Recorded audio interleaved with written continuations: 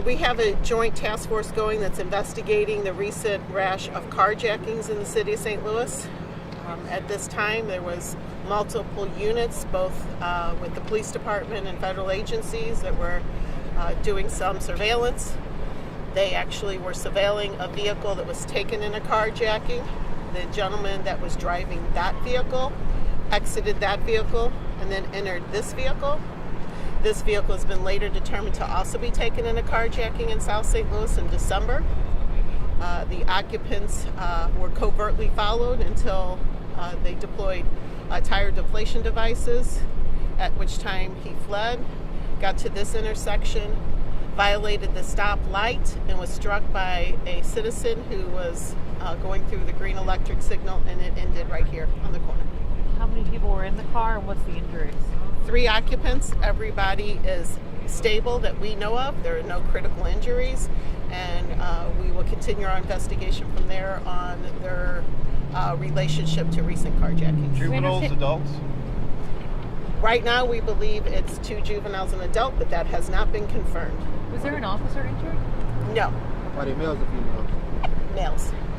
Any guns recovered at the scene? We have not processed the vehicle yet. We're going to tow that to a lab to have it processed there, and we'll go through it there and find out if there's any contraband in the vehicle at that time. Which carjacking was the person initially connected to?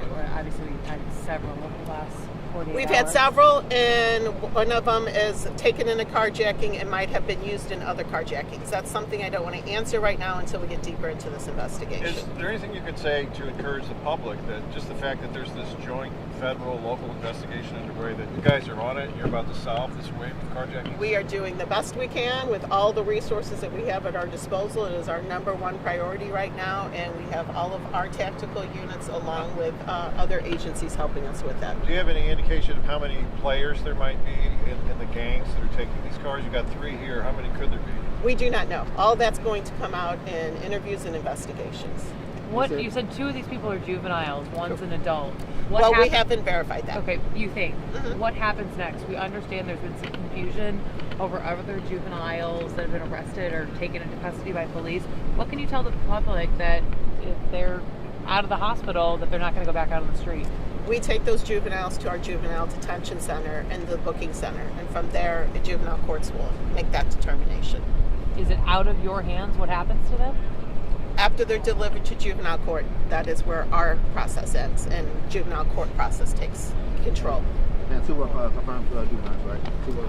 We have not confirmed that, but right now we believe 2 are juveniles. Do we believe that this is still connected to the homicide of the 38-year-old woman who was shot? I can't answer that question right now either until we do further Could investigation. you tell us just on the lay of the land here, the pursuit originated where one guy got into another car? Where was the spike stick placed?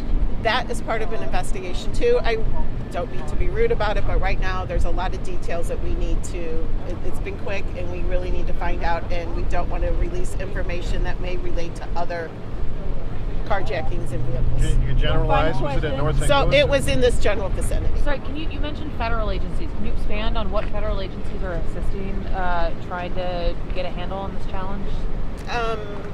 So with carjackings, the FBI becomes involved in that. It could be part of an Hobbs Act, so we're working closely with everyone, the AUSA's office and the Circuit Attorney's office, everybody. We're all together. How fast was that car going when it was fleeing from police? I couldn't give you that exact information. That'll be part of an investigation too, but it was not. It didn't have tires to travel at a very high rate of speed. Were there injuries on the person that hit the fleeing car? Oh yeah, the citizen. He refused treatment. Thank you. Thank did you. a great job. Thank you.